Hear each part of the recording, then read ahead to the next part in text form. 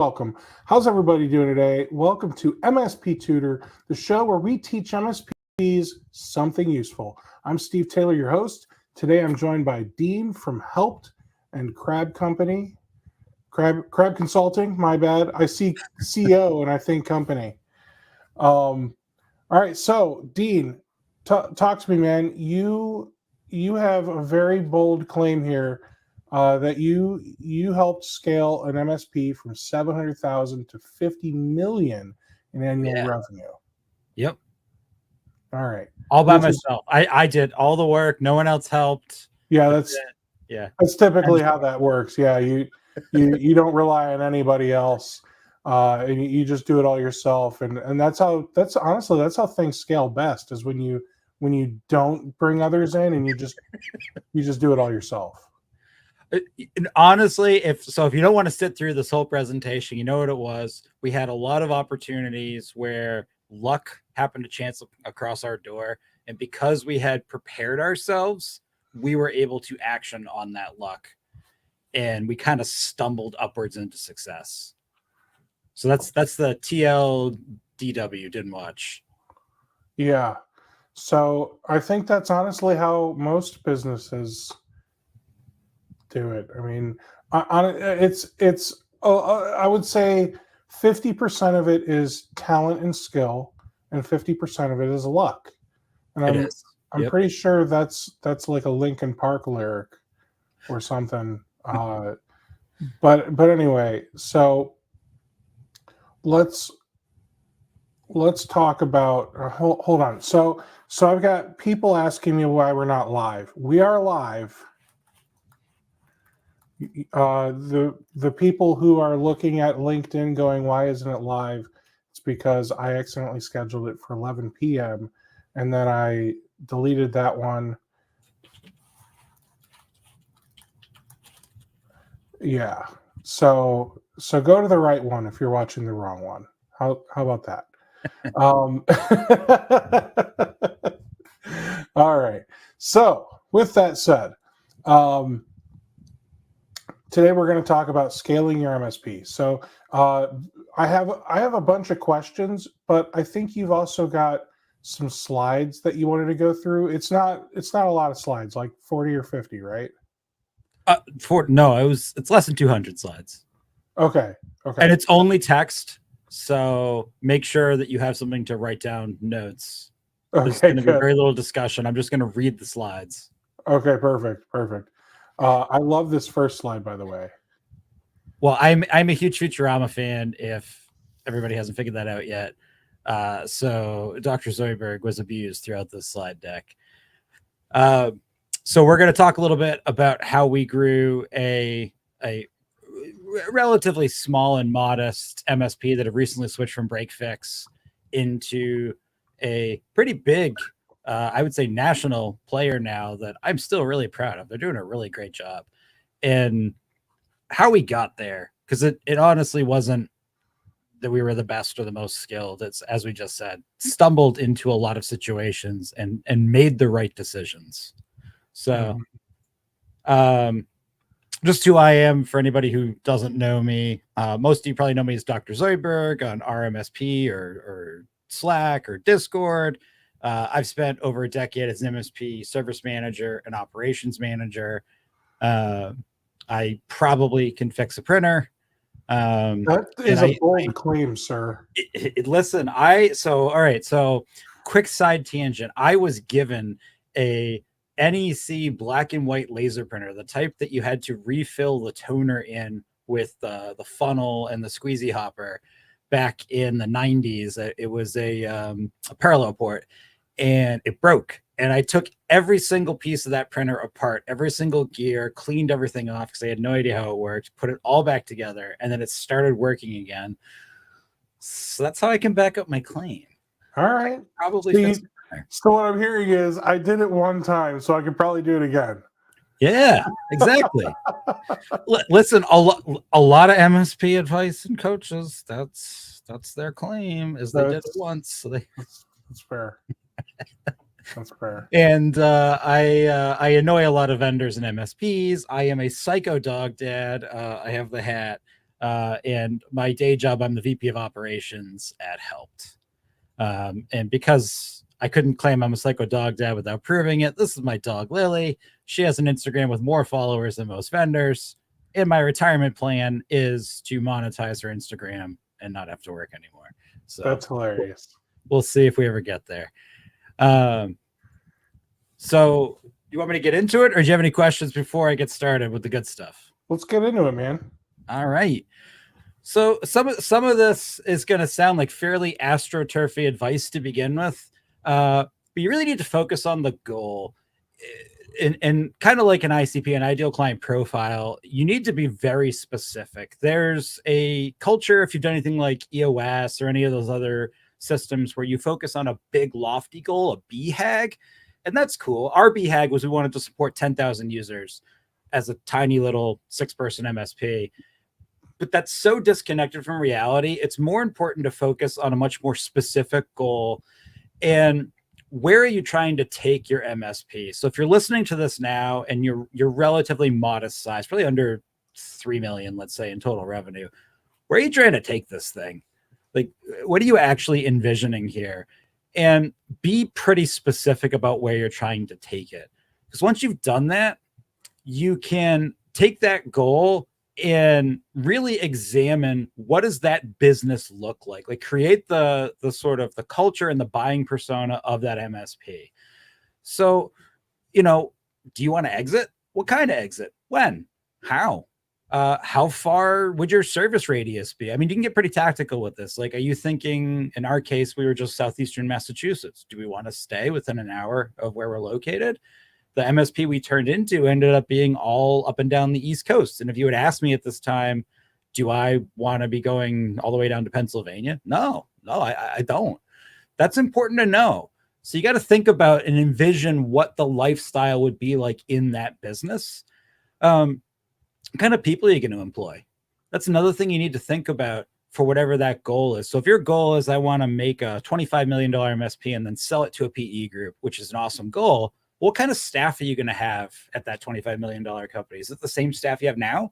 Is it going to be, you're going to hire a bunch of ringers? Are you going to train up a bunch of people from the local community college?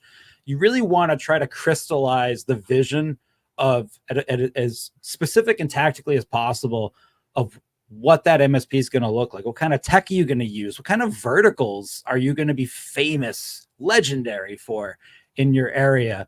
What's the chart of accounts look like? Like, how complicated is it going to be? Are you going to blend some of your cost of goods sold? Like, are you going to blend cloud resale and managed services? Because you don't really care that much. Or are those all going to be separate business units? What's that org accountability chart going to look like, et cetera? And once you have that vision in your head, you've sort of drawn out your idealized MSP that's at the top of that mountain. You got to go in. This is the operations manager in me. You got to do a gap analysis, because it's the only possible way that you can start to get your arms around what you need to focus on improving now, so that when luck stumbles through your door, you'll be ready to capitalize on it. So things like an operational maturity assessment are super helpful here. I'm not saying you have to use any particular vendor's version of that, but some sort of assessment that you can run your company through and really break down where you currently are, what your deficits are, and what you would need to improve to be that future MSP as specifically and tactically as possible. And every time you go to do a hand wavy strategic thing where you're like, well, in the future, I will hire an accounts payable person and they will just handle that. You got to check yourself and step back and say, why? It's a peanut butter and jelly sandwich experiment. Go make me a peanut butter and jelly sandwich. Okay, get some bread. Where do I get the bread from? Oh, get it from the store. How do I get to the store? You want to break down everything like that until you get to a stopping point. It's the only possible way you're going to be able to figure out how to improve those systems. As you go through this, hit me. I think I'm the paralysis by analysis guy. So you say you break down the goal, but like, I'm the guy that'll continue to break it down until I know like what what denominations of currency I have in my wallet in order to go purchase the bread. How many 20s do I have in my wallet? How many fives? How many tens? Which one do I pay for the bread with? Like I will break this down Right. because I would rather continue breaking this down and have every little thing planned out than actually go out and do the work. So that's actually really important feedback, because we're not at a point where we're creating solutions. And if going through trying to figure out this gap and set goals, if you find that you're running into a problem with that, for example, you have paralysis of analysis, then that should be a red flag to you that your goals aren't realistic. Because at the end of the day, Steve, at your MSP, you're going to have a great staff. You're going to hire more great staff later, but you're the captain at the helm. And if you can't get your head around your own goal today for whatever reason, that isn't magically going to change later because you bought a tool or hired a person. And identifying that early on, and in our MSP's case, the owner identified very early on that he just didn't have the capability or even really the competency to operationally run the place. And so he found me and put me in charge of doing that. That's really important. And that's exactly why I want people to do this gap analysis, because I want them to have that sort of self-realization moment of, well, Dean, I'm just going to keep breaking this down into smaller and smaller pieces and never move forward. Fair. That probably won't ever change. Sounds like you need an integrator. Okay. So as you go through all of that, the logical step that I think a lot of owners are going to arrive at, as you were just arriving, is, me, Dean, me, Steve, whoever's watching this, I may not actually be capable of growing this organically. And I say that, and my notes on the slide have a little frowny face in the comments. Sorry. Oh, I have it here too. Perfect. And I'm kind of ragging on everybody, but like, listen, there's no magic secret here. And if you've been in business for 10 years and you're just kind of peaking somewhere between 1 million and 3 million, you probably Peter principle. You probably reach the level of your own skills. And the likelihood that you are organically going to keep being able to find more clients, drive them in, and slowly expand your business, it's not great, because you probably would already be doing that at this point. So I have the slide here to point out that growing organically isn't the only way to grow. And we eventually realized that there were ways we could do this without abdicating control. Build an MSP that can either be acquired or acquire others. And especially the second point, that could acquire others. That's still organic growth. If you get to a point where your operations and your MSP are stable enough, good enough, where you could go and merge with or buy another MSP that is roughly around your size or maturity level, that's still organic growth. It's just a different kind. And that was the realization that we had. And that's what allowed us to really start moving forward past that initial plateau that we got stuck at. So, yeah, go ahead. Do you have any questions? So it sounds like your goal for growth was not let's figure out how to deliver, not that you didn't, but let's figure out how we can deliver services and scale this to $50 million worth of services. It was, let's figure out how to build an MSP that is operationally mature enough to acquire other MSPs, and then take what we do and kind of apply it to those MSPs, and then continue that growth. Is that what I'm understanding? Yeah. So skipping dramatic foreshadow, skipping ahead a little bit. If you think of this like any sort of relationship, whether you're good at interacting with other humans on an interpersonal level or not, if you get your act together, so you figure out what, who you are as a person, your appearance, the way you talk, the whole package, everything else becomes easier, regardless of any deficits you might have in that situation. The same thing applies to business. And I had put this slide in with Fry with the glasses on to kind of point out the fact that like a lot of MSPs owners aren't very good at selling. It's just not. It's not your natural skill set. It wasn't why you started the business. You're just not very good at it. So having the approach that, well, I'm going to keep going out and just finding more clients and have this amazing funnel that's always full and just going to drive business in, that's probably not a realistic goal for 80-85% of MSP owners. But focusing on making what you currently have as efficient and as standardized as possible is absolutely within the skill set of most MSP owners. And once you do that, you realize that you've kind of created Lego blocks. And well, if Steve's MSP also has Lego blocks, well, his Lego blocks can connect to my Lego blocks. And now I have more Legos. And it's a very empowering realization when you get to that point, that you realize that, hey, I might not be the best at selling to net new clients, or I might be the only one that can do it. And I don't know how to train a team, but I could go find other successful MSPs that look like me and think like me, and we could just combine forces. And now we're twice as big and we have twice as many clients and twice as many opportunities to suck at selling. That can be really powerful. And there are plenty of MSPs in the space that we know that have become powerhouses simply through merging with someone else that resembled them. So where do you even start? This idea that I want to be either able to acquire others or be acquired. And I am a firm advocate, even if you're saying, if you're watching this, you're saying, I never want to be acquired. Listen, you have no idea what could walk through that door someday.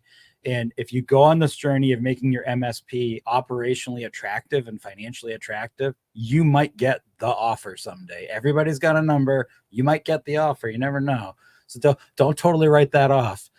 So where do you start? You need to start in the shorter term to begin with. You really can't have these lofty, grandiose goals. We need to focus on the immediacy, the next year or two.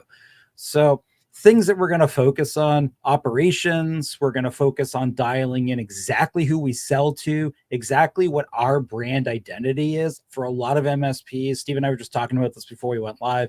A lot of MSPs and vendors, their brand identity is everything to everybody. Can't really grow that. So you kind of got to pick, be specific. You got to really get in there. We'll talk a little bit more about this in a little bit, but you need to go in and really align your stack and really simplify the heck out of it. And I'm sorry if you're an MSP that loves to tinker and loves technology. That probably means it's going to be a little painful for you, because you're going to need to stop using less toys and just really just pick a couple of vendors, and that's it, for better or for worse. You put a lot of effort into your delivery and process, not to have that necessarily that white glove experience, literally, waiters with white gloves and the crumb catcher over their sleeve, but more that you have a repeatable process and a repeatable delivery that is 100% or as close to that as possible, executed all the time by everybody. And you have to get your financial health and accounting shipshape. You can't have any mysterious nonsense. We'll get to that a little bit later, but as a little bit of foreshadowing, if you've done everything else on this list already, and some of you honestly have a pretty shipshape MSP. If you got any weird stuff on the books, like maybe you have a car that's a business expense and a couple of laptops that are business expense, just weird stuff like that, or you have some equipment in the building that you haven't really depreciated and tracked properly, and you might be like, who cares? No one cares. And you're not wrong.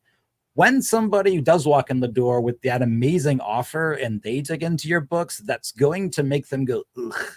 And you don't want them to do that. You don't want to turn them away. That's back to my relationship example. You put all this effort into who you are and you forgot to wear deodorant that day. Don't do that. You don't want to do that. And a lot of good businesses leave the financial health and accounting to the end, because we're like, that's our problem. I'm the only one that has to worry. Me and my CPA, we're the only ones that care about that. Tomorrow could be the day you need to show your books to somebody. So just keep that in the back of your head. Don't leave that as the very last piece. So what worked for us really well, and what I suggest that all of you try to adopt, because everyone I've seen try to adopt this has also been successful, focus on a mentality that my T1s need to be able to do a lot, if not everything at my MSP. I understand that won't actually be the reality of the execution, but that should be the business philosophy, that if a T1 can't do it, something is wrong, because that will cause you to think about everything we just discussed in a totally different mindset. It'll force you to think more like, and I know it's going to make some people cringe, it's going to force you to think more like a McDonald's, in that everything needs to be repeatable, standardized, and able to be delivered the same way to a really happy client every time. And when you think that way about all the areas of your business, you will also realize that I don't need very expensive people to execute all these things.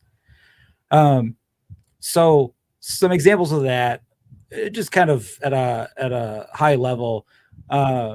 If you've gone in and you've sort of said that I've got a B player T1, that's a regular T1 employee, not an A player, not the rock star kid who came in to reset passwords and has already home labbed a Veeam server and set up a PF-Sense firewall. I don't mean that person. The regular person you hire that comes in and works normal tickets and does a good job, that person should be able to execute probably about 80% of your service delivery and project delivery at your MSP.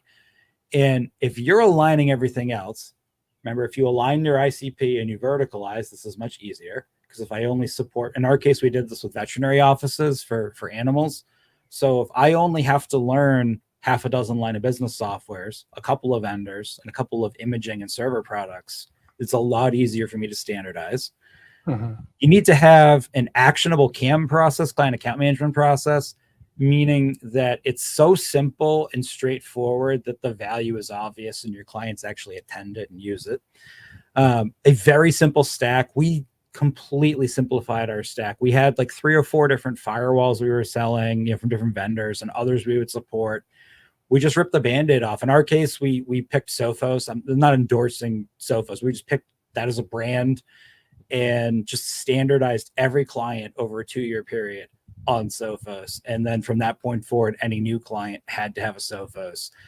And sure, does that make selling a little harder? It does, but it makes supporting everything a lot easier. If every single client's got this little white box, it's exactly the same.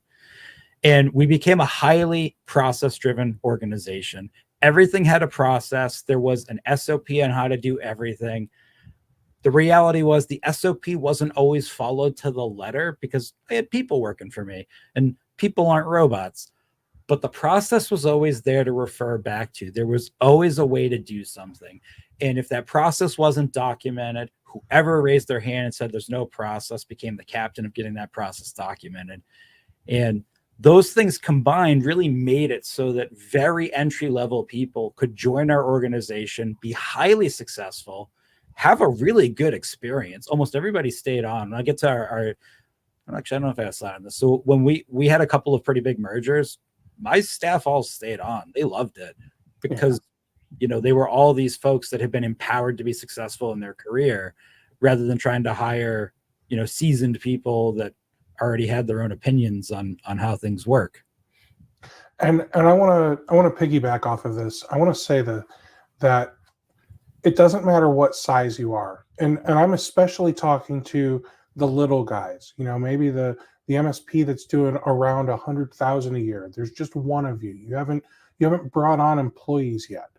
The best thing you can do, and this is going to sound like buzzwords that corporations use when they don't know what they're talking about. You need to work on finding operational efficiencies that you can implement to improve your service delivery and margins. And if what I just said to you sounds like gibberish, then maybe you need to rethink running an MSP, because these are the types of statements that you need to be comfortable hearing and saying in order to scale a business to make real money. And when I say real money, I want to clarify. There was a good conversation the other day on, I don't know, Slack or Reddit or somewhere, where I kind of agreed with a couple of the people, where we said I would rather take a $1 million business with 25 or 30% profit margin over a $5 million business with a 10% profit margin, because the healthier business is going to be easier to run because it's probably more efficient. Not to say that you won't, be able to fix the $5 million business, but you should have fixed it at 1 million before you got to 5 million. There are things that you should be doing that. Yeah. And it's like a staircase. So you'll get to a level of maturity where you're aligned with your clients and you've just done what Steve said. And then you'll say, hey, I want to go up market. And then you'll have all the same problems again at a more sophisticated scale. Mm-hmm. And you just have that continual improvement. Like Steve was just saying, like that, you keep looking for how to be the best at where I currently am.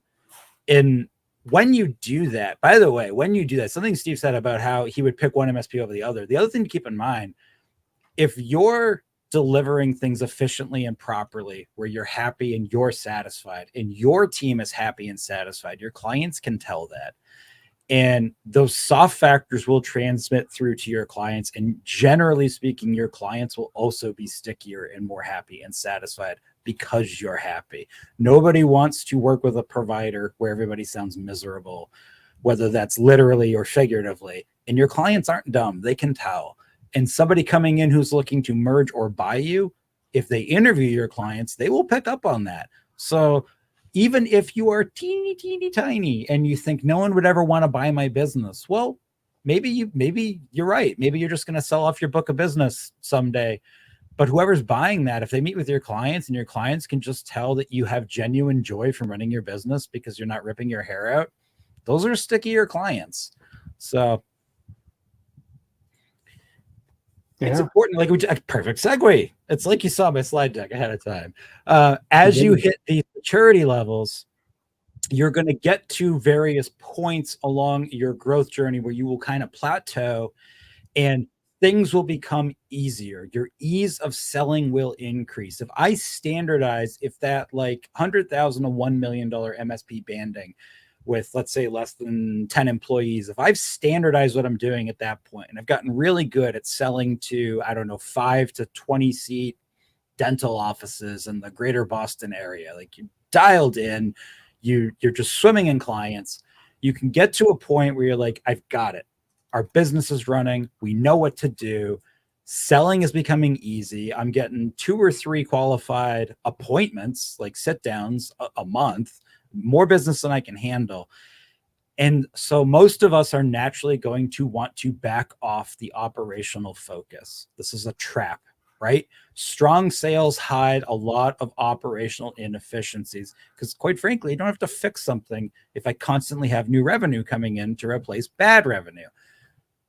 That's fine if you're running a lifestyle business and you're happy where you are and this is good enough. Like, then good job. But if the goal here is still to grow towards a bigger valuation, then this is a trap. And you want to be careful you don't fall into this mindset. So ease of selling into increasingly more refined ICPs will allow you to start going up market. And it will allow you to branch into other revenue streams or distinct business units. And that means that your business will become more complicated. And if you've stagnated at the operational maturity we've just talked about, if you just sort of stopped improving, then this is all going to catch up to you and you're going to hit your ceiling and that's it for you. So a failure, the thing that we found, and if you knew me at the time of our last big merger, something I kind of complained about at the time was like, hey, like our new overlords don't care as much about operational efficiency as I do. This kind of sucks. They have really strong sales. And it took them a while to kind of catch up to that. It took them like 2 years to kind of like circle back and realize that, oh crap, we let our operational efficiency languish. And they had to work really hard to make up for those 2 years. Don't do that to yourself. That's why I have Zach Brannigan here, because Zach Brannigan never, ever plans ahead for anything. So I think it's also important to mention the power of peer accountability. It's going to change as you grow, but getting involved with a peer accountability group of some kind is super helpful at each level of maturity. I do want to say that you have a finite amount of revenue dollars to spend in these groups because you want a moderated group these groups do cost money. So I am not advocating that you just hemorrhage revenue dollars into a peer group because it's going to solve all your problems. You need to be able to afford both the time and the cash to be there. But if you can, these are really good. And you want to audit yourself and make sure that the peer group you're in and the community you've joined, I listed a few as examples here, but the community that you've joined is aligned with the maturity level that you're currently trying to hit. And we found, I was originally in a peer group. I was a Taylor Business Group, actually, as a service management group initially back in like 2014. And I got to a point in the group where me as an individual and our MSP had really grown beyond the maturity level of the group we were in. And it was important that we realized that and kind of raised our hand and stepped back and looked for a group that was now more aligned to where our business was, rather than just staying there and hanging out with what were now basically my drinking buddies. So I think peer groups are very important to help you along this journey, but that is an important caveat. Now, Steve, have you had any peer group experience at all?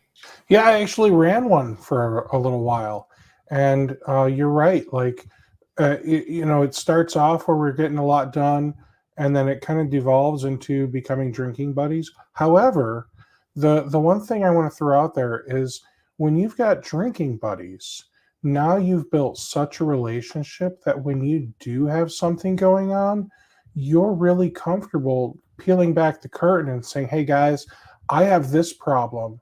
I've screwed this up. Help me put it back together and maybe make it better." And the advice you're going to get from these people is going to be so genuine because they care.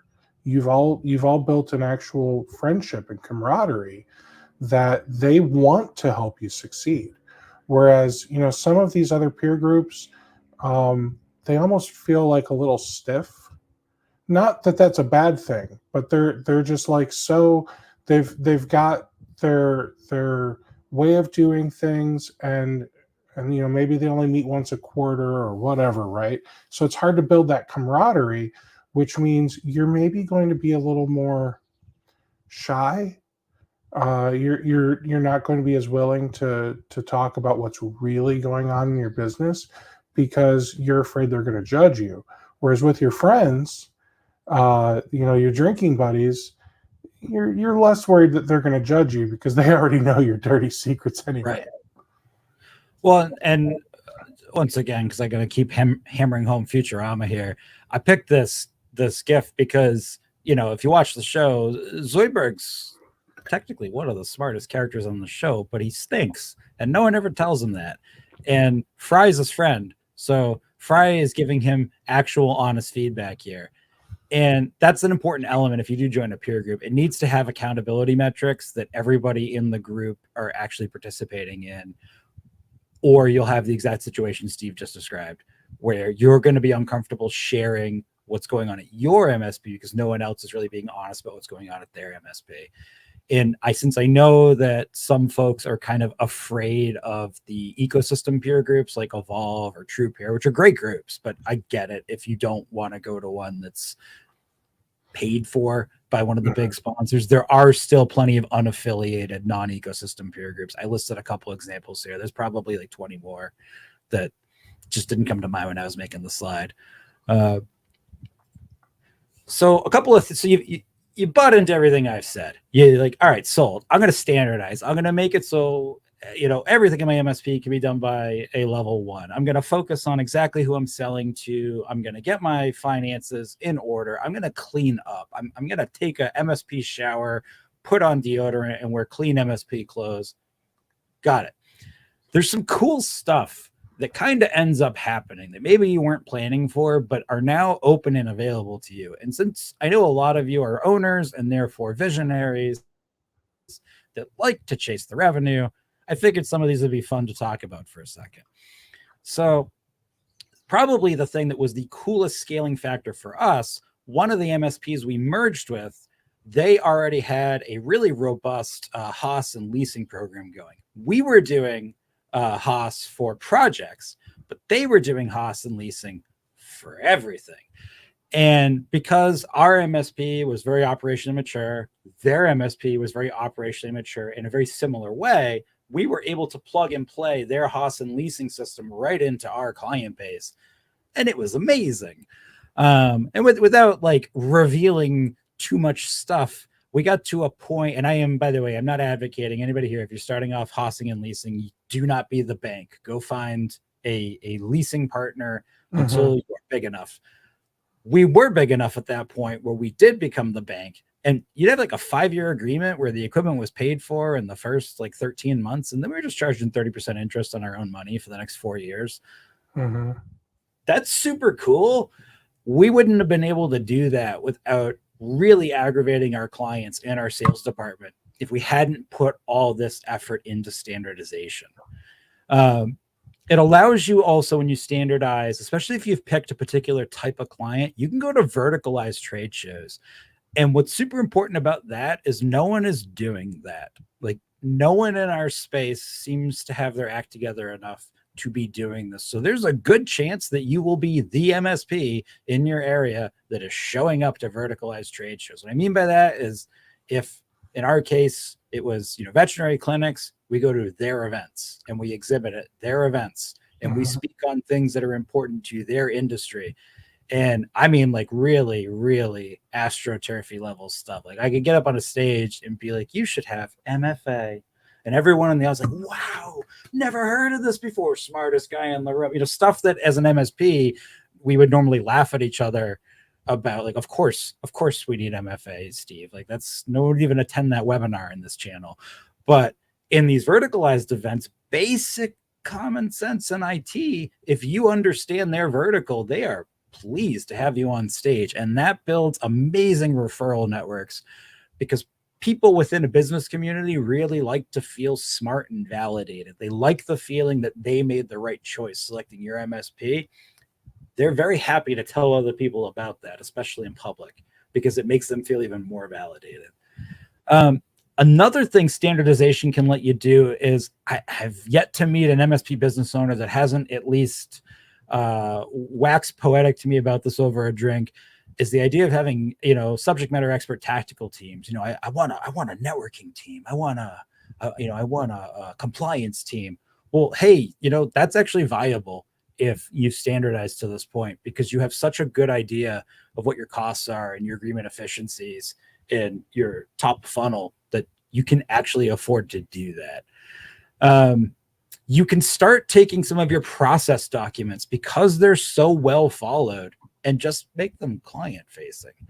And when you make KBs client facing, that opens up the world of ticket deflection, which means you now start getting to act like a Fortune 5000 company, where your end users don't actually ever need to talk to you to get support, because they go to your knowledge base first, and generally speaking are happy to do it. That's a really, really cool thing. It takes a lot of pressure off your team having to pick up the phone, as an example.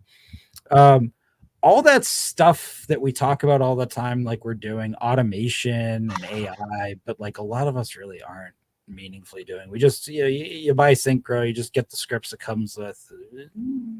Is that automation or not? Well, you've gotten to a point now where all your clients interact with you the same way. All your staff service everything the same way. Every box is set up the same way at every client. Now you actually can actually automate stuff. And you can dedicate a resource or a team to actually automating stuff in a meaningful, repeatable way that doesn't require a level 3 wizard to babysit the script library on a weekly basis. That whole world is open to you now. And most importantly, because you've done all these things, you have set a standard and you can sell against it. And that is a super empowering thing to be able to do. The example I give to everybody: Steve, how big is a large fry? I don't know. You have a rough idea in your head of how big of a large fry would be, right? Yeah. If I gave you something that was significantly less or significantly bigger than that, you would notice, right? Yes. Even though there is no universal fast food large fry standard, the industry has set a standard. And so some people sell against it. And you can do that same thing with yourself. You can come in and say, this is our standard offering. It's only one offering. No precious metals, no good, better, best, just our best offering at this price. However, for some clients, we offer these extra amazing add-ons. And you can sell, instead of having it as an add-on that bolts onto your offering, you sell against your own offering about why your own offering of a large fry actually isn't what they want. And they want the Five Guys experience where you're going to dump all the extra fries in the bag because it's bigger than a large fry.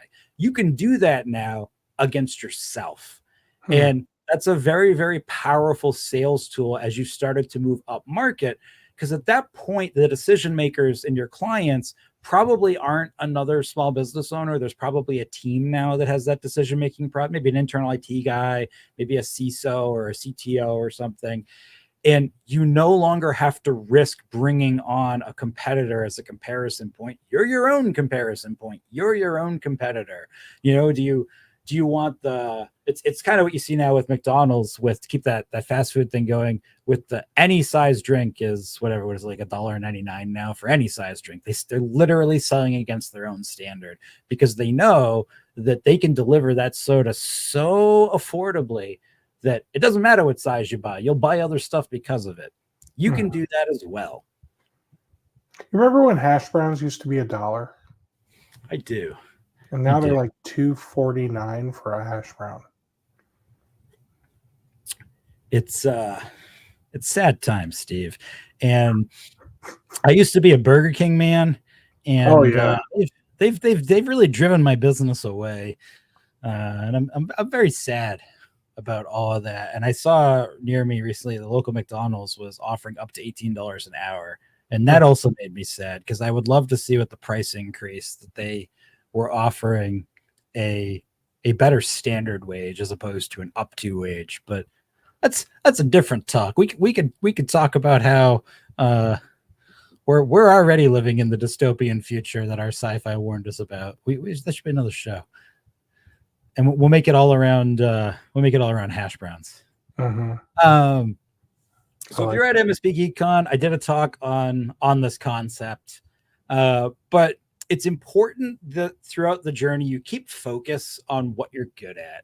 And I'm kind of leading up to another slide in a minute because everything I just described, it's a lot. And if you're still at that point, we were at sub $1 million, you're just not going to be able to do all of this yourself or even be able to hire the team. You might luck into finding somebody like the owner of our company that's like me who can do some of it, but you're probably not going to find 3 or 4 people that together at that size can do it all. So you have to identify what you are actually good at. And it's not going to be everything, right? And as a business owner, you wear many hats because someone has to. You need to take a more critical look at both from an individual standpoint, but also the business, if the business was a person, at how many hats are being worn. And are there any here that I really genuinely need to stop wearing because I'm hurting the business? And from a focusing standpoint, that's going to mean that you need to have a wake up moment that you can't be everything to everybody. And so at our MSP, we had dreams of doing cabling and physical security as a service. And I think we got to maybe about like 950,000 a year, like just shy of $1 million. And I remember I went into the office of the owner, Nate, and I was like, Nate, we can't do this. We can't make any money doing this. We don't know what we're doing. We can't do cabling. I want to, but we can't. We got to hire somebody. We got to find a contractor. And it's that you have to have that awakening that, hey, not every area of revenue I could potentially capture is revenue I should be bothering trying to capture directly right now, or you just won't grow. It just won't happen at all. So for us, and what I suggest to a lot of people, the answer to that is to be comfortable with outsourcing. And I work for an outsourcing vendor. This slide is not to try and push you to that. The point is there is outsourcing at a tactical and strategic level for almost every area of your business. And you're going to have different ways that you engage with and use different outsourcing vendors. And that's completely appropriate and pretty useful to you.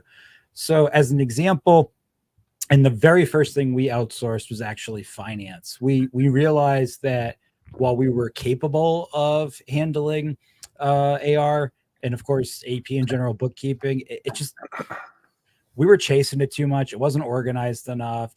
It was sloppy. So we brought on an outside firm initially just to do our bookkeeping. And then that was okay. And then we ended up outsourcing the entire sort of thought process and management of that department to an individual who just celebrated her 10th year anniversary doing this. Doreen Gem. She's a good person. But it was really smart because that now took that entire business unit for a fee and offloaded it to someone else. The literal same value proposition you MSPs have when you're selling to clients about they shouldn't have to worry about their IT anymore. So, offload it to me. Let's share the risk. It's exactly the same value proposition you're going to have with every category of your business.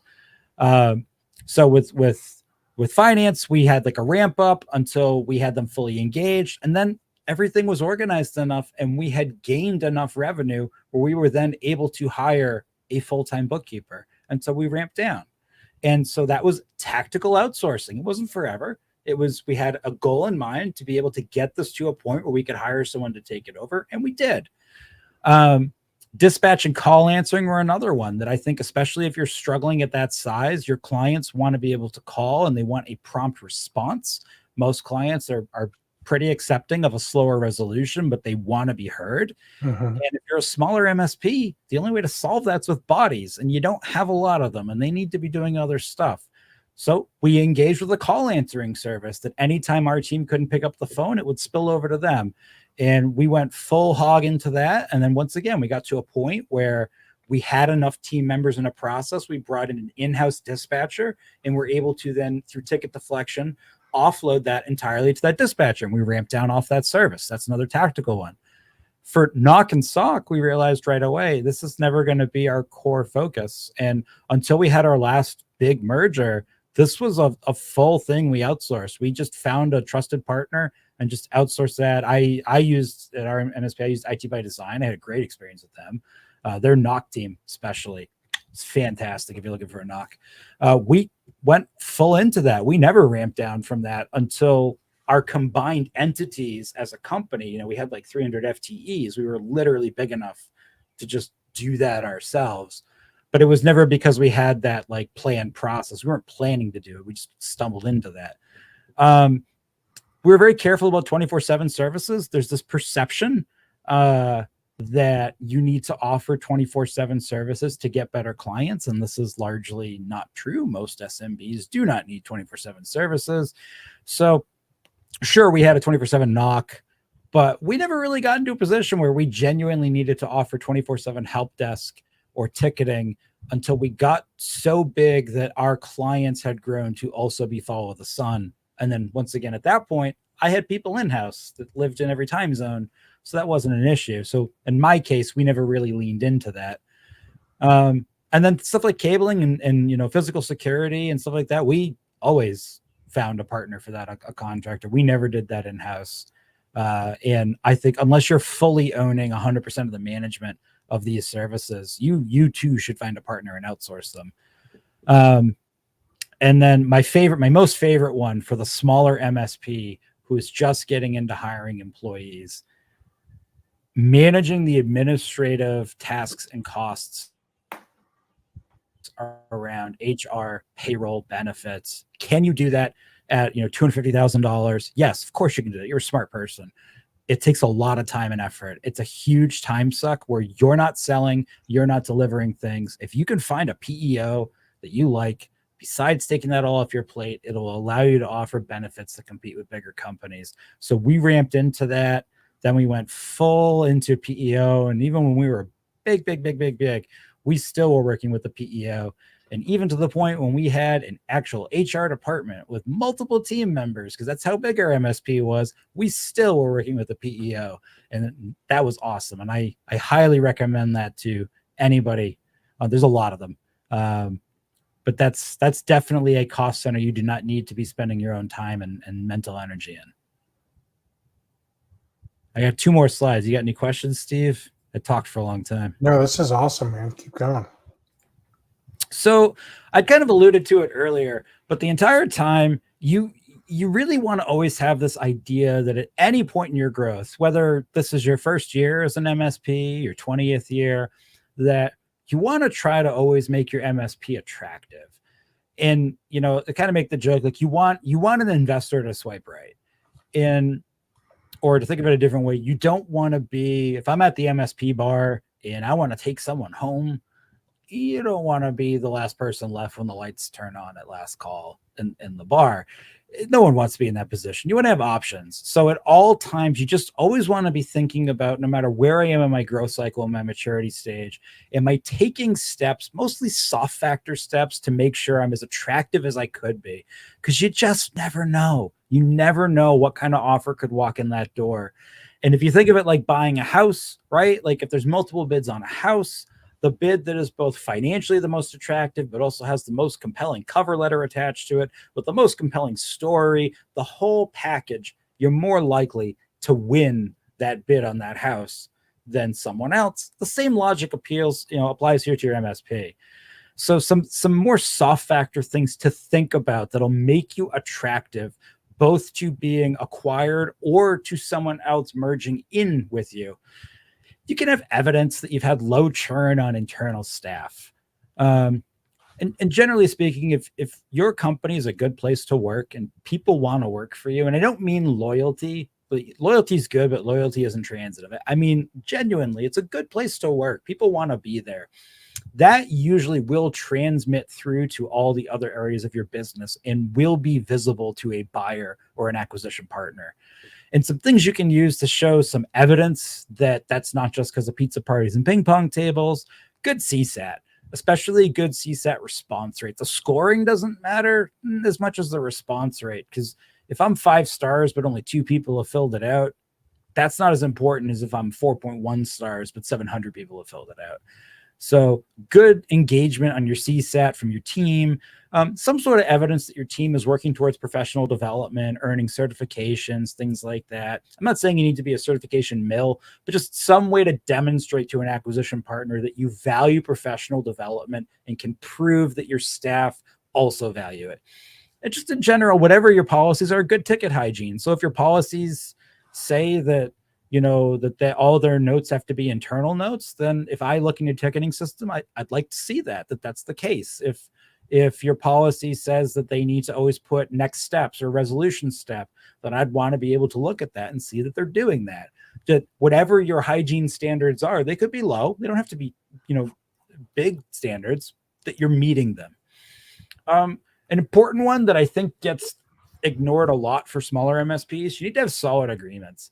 There's a big cultural push with smaller MSPs that they think that month to month is a value add, both when they're buying from a vendor, but also when they're selling to clients. And a lot of this is basically competing on price and not really understanding what they're selling. I get it. Selling a month-to-month contract with no obligation is easier. It makes you feel better as the MSP owner. It's not a very attractive agreement setup for an acquisition partner, whether you're being acquired or merging with someone else. Because what you're basically communicating is that the relationship is tied directly between the clients and the people who work for you. And there's no piece of paper to really protect that. So keep that in mind. Having agreements that are assignable is a huge thing to making your MSP more attractive. If I'm buying you and I don't immediately have to go out and make all your clients sign a new piece of paper, boy, does that make it less scary, because that means I'm not going to lose out on all that revenue in the first, 6 months, a year, 2 years. So having assignable agreements, very, very attractive. And just in general, terms that, without being draconian, terms that protect the investment in the agreement. Some MSPs will say they don't define an exit clause at all. And once again, kind of like the month-to-month thing. I get why you say that. It's easier to sell that, but it also tells somebody that might be purchasing you or being purchased by you that you don't have a lot of ways to protect that investment. And have a scope of work that isn't in your invoice or your MSA, so that somebody else can see that you're proud of and know exactly what it is you offer. Evidence that you've curated your clients. So if you've had verticalized success, just some way to show that to an acquisition partner, that makes you a lot more attractive. Generally speaking, if I go and survey your team and your team can't really think of too many clients that are PITA clients, pain in the ass clients, that's another thing. That's a good general marker that your clients are loyal, sticky, and aligned to your business. And if you have some sort of evidence of efficiency tracking, with your clients. I don't mean it has to be good, just that you've been doing it. If you could show me that you're paying attention to this, that it matters to you, that you're working towards growth. These are all little soft factors that make you a little more attractive. A highly aligned tech stack. So the same box is set up the same way everywhere. That is a super powerful one. If you're merging with somebody else, be able to say, hey, you know, this APC UPS is set up with the same alerting on every site everywhere, no matter who it's for. A solid account management process, and specifically evidence that QBRs actually get attended. And that evidence could be that you're proposing solutions that the clients are rejecting. That's fine. I'm not saying you're a sales master and you need to be like getting everybody to agree to DLP at every account meeting. But if you have an evidence trail that you've presented, you know, for example, a DLP solution and the client has said, no, thank you.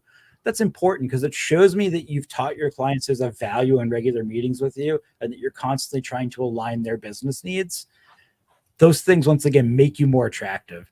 And my favorite one, because no one does this, legendary onboardings. Become famous in your market for the quality of your onboardings, to the point where other MSPs that are losing from you will basically say, holy crap, this MSP is so good at onboarding. I wish I was them.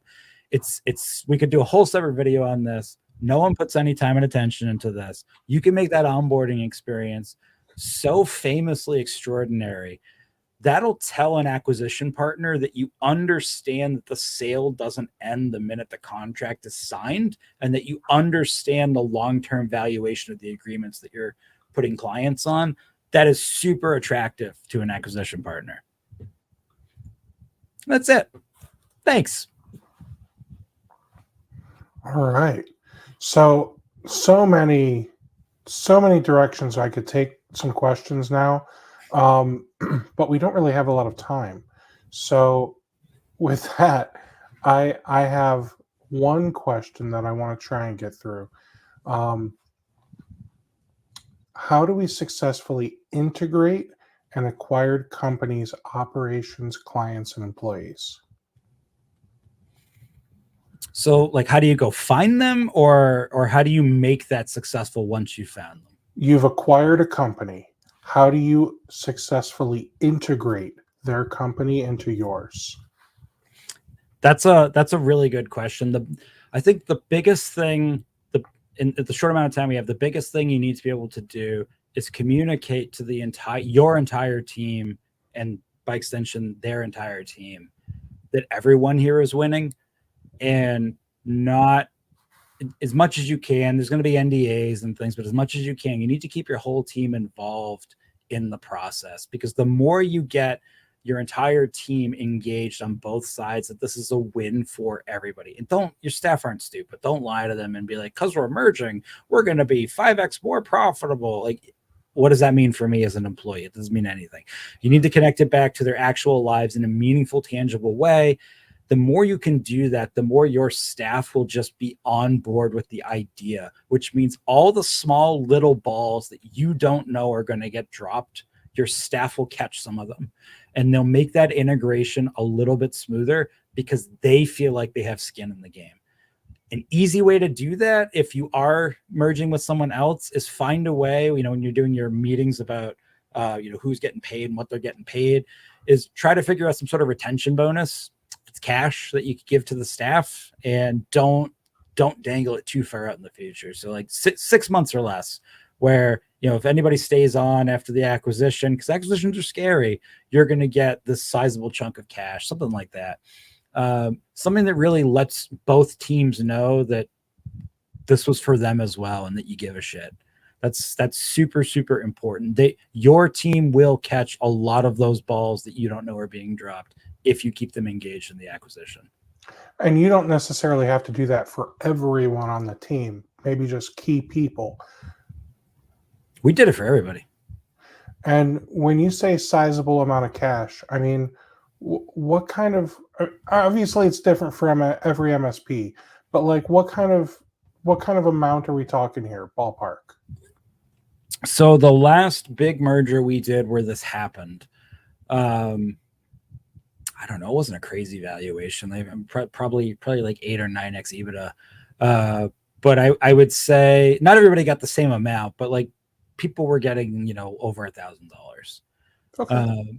Now, I don't expect, if this is happening to you at a smaller size, if you're $1.5 million MSP or an $800,000 MSP that's merging with a bigger MSP, you probably don't have that cash on hand to just hand out. So the number could be smaller. Just don't make it so small. The thing with free money is if you give employees free money, but it's not the right amount of free money, they're going to hold the free money against you, and you might as well not have given them any free money. So you just want to make sure it's not taken as an insulting token. And if you've kept them in the loop about the whole process, people aren't dumb. They understand math, and they might have a pretty decent idea of, hey, like here's a pool we allocated to distribute retention bonuses from based on revenue. And here's the numbers we used. Here's the math if you care. And here's how to work out what your number is.